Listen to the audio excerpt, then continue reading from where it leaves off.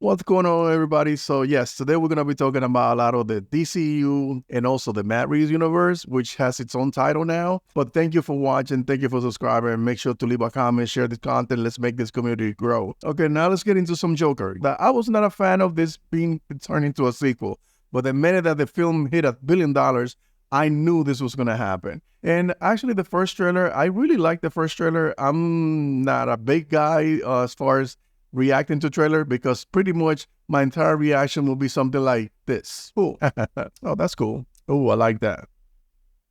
Yeah, so pretty much that's what it would be like if I did a trailer reaction. But listen, so far I like the first trailer. This trailer looks even better. I love the aesthetic. I'm not a big fan of musicals, but I'm really intrigued by this film because I love Joaquin Phoenix's performance. I think Lady Gaga is gonna do amazing as Harley Quinn.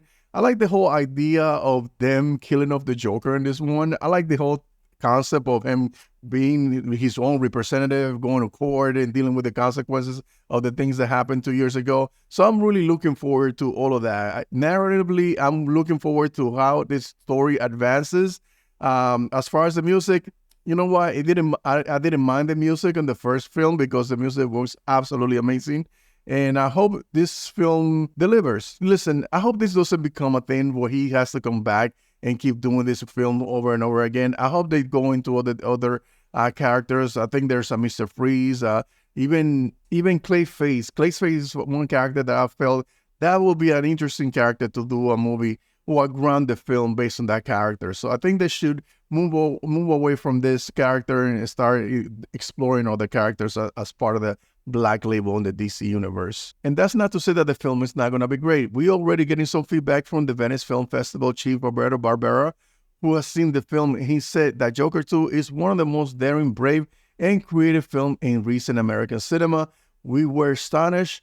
Our mouths were open at the end of the screening. And if you remember the first film where they showed the death of the Waynes and the way that he connected the Joker to the Batman and to the Wayne's family, I thought that was flawlessly executed. I thought that was the thing that brought it home. And it was absolutely breathtaking just to watch. And if Todd Philly can deliver this level of greatness again, I think we're gonna be good. And from the Joker, let's segue into the Batman universe or the Matt Reeves universe, where he said the Penguin will bridge the gap between the Batman and the upcoming sequel exclusive. So the sequel is in the works. All those doubters that thought that this film was going to get canceled because of James Gunn, it's not going to happen. Actually, it's going to be bigger than what we thought it was going to be. So in this report with Entertainment Tonight, where Matt Reeves said, "Welcome to the Batman epic crime saga." That's what director Matt Reeves and his producing partner Dylan Clark internally dubbed the DC expansion plans. So to me, this doesn't feel like it's just gonna be the Penguin and then it's gonna be the Batman sequel. I think this universe is gonna be contained, living on its own, breathing its own air, separate from the DCU. And that means additional shows are gonna be produced and also be part of this universe. This is not something that I'm making up. This is something that was actually said in the report. Meanwhile, the Bat expansion continues.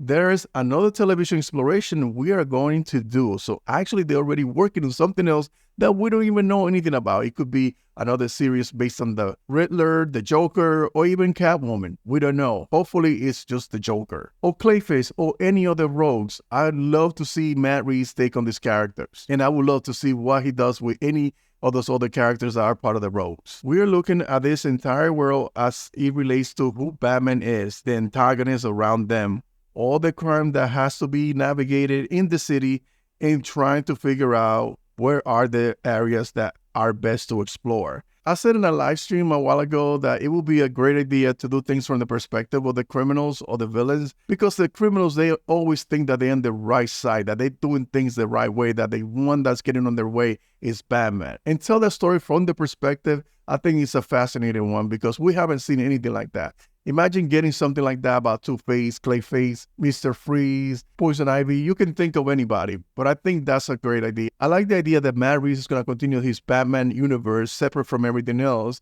where he can create whatever he wants. It looks like he's been given green light to do whatever he wants with this universe. Because listen, Batman is a cash cow for Warner Brothers. So having two Batmans playing alongside and making Boku money, it just makes total sense. Yes, sure, they say that they don't want two Batmans or two Supermans running around, but when they can differentiate both, that one pertains to this universe and the other one is sort of considered the black label one, I think this is a good idea for them to continue to work with Matt Reeves, allow him to do things. He's also part of the DCU because he's also working with James Gunn and doing the Arkham series, which is going to be part of the DCU and not part of his universe. Now, let me know in the comment section, which villain should Matt Reeves include in the sequel or put it in a show just like the Penguin? And finally, we got some news about Wonder Woman, or actually the prequel to Wonder Woman, or the series that is going to build up to Wonder Woman in the DCU. Yeah, so Nexus Point News released this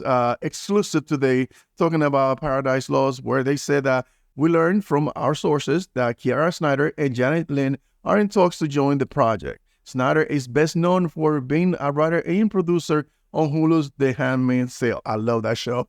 And the CW show, The 100. Lane's writing credit include Netflix Bridgerton, which I have never watched a single episode, and Corsia and Fox Bones, which I never heard of it either. Listen, I'm just excited that we're getting some news on the DCU front and that we're getting some Paradise Lost information, some information about the potential Wonder Woman of the DCU. So I'm really looking forward to that. So I don't know if this is true. Take this with a grain of salt. The Nexus Point News, they have a pretty good track record.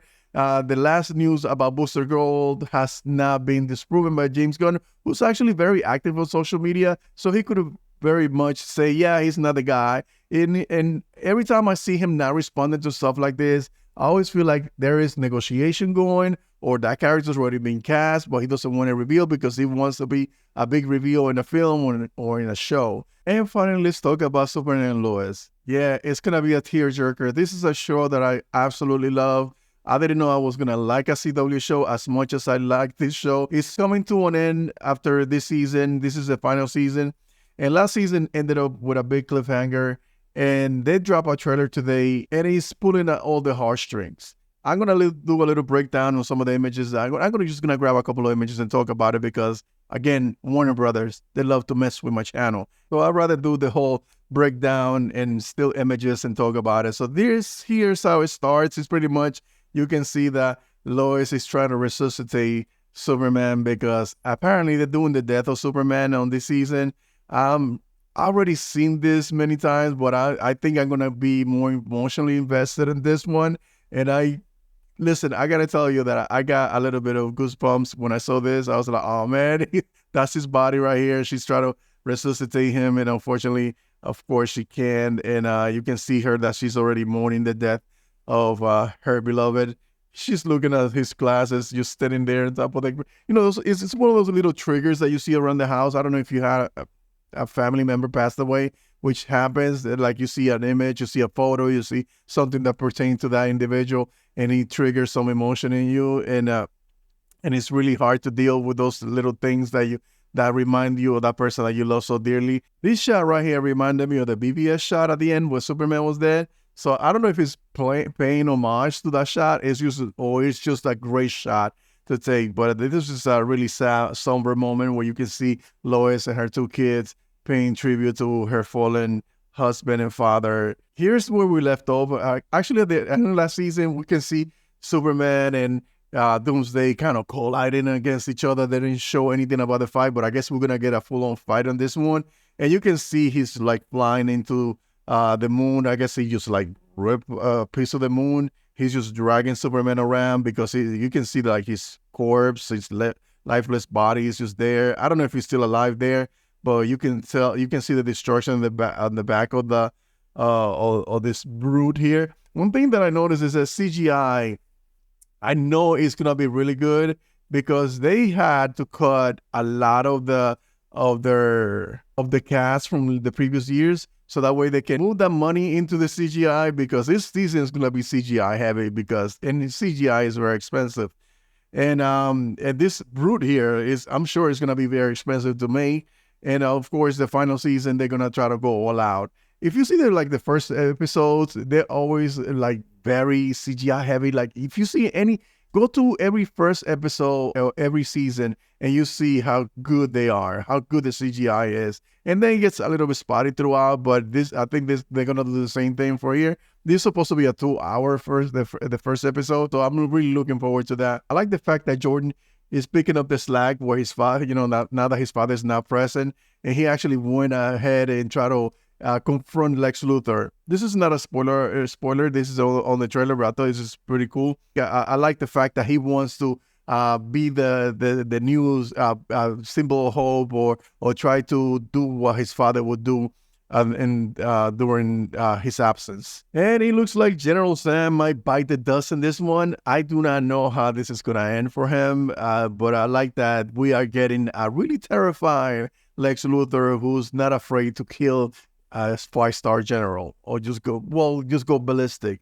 He just came out of jail, so he was like, you know what? I got nothing to lose. You guys put me in jail when I wasn't supposed to go to jail. Now you're gonna get the real evil, crazy, deranged, let loose, on-chain Lex Luthor. So I'm really looking forward to that. This is gonna be Fortress of Solomon. Listen, I let me stop playing because then they're gonna get dinged. Let me know in the comment section what do you guys think about this season. Do you think it's gonna live up to the hype? Or do you think it's gonna be a letdown? Do you think that they're gonna go out with a bang, being that it's the last season? Listen, I'm really looking forward to everything that they got to offer. And then, of course, I'm going to be very excited for what James Gunn is doing for his Superman. Okay, so that's all I have for today. So make sure to hit subscribe, leave a comment in the comment section, share this content with everybody. Let's make this community grow. Until next time, guys, never let your nerd die.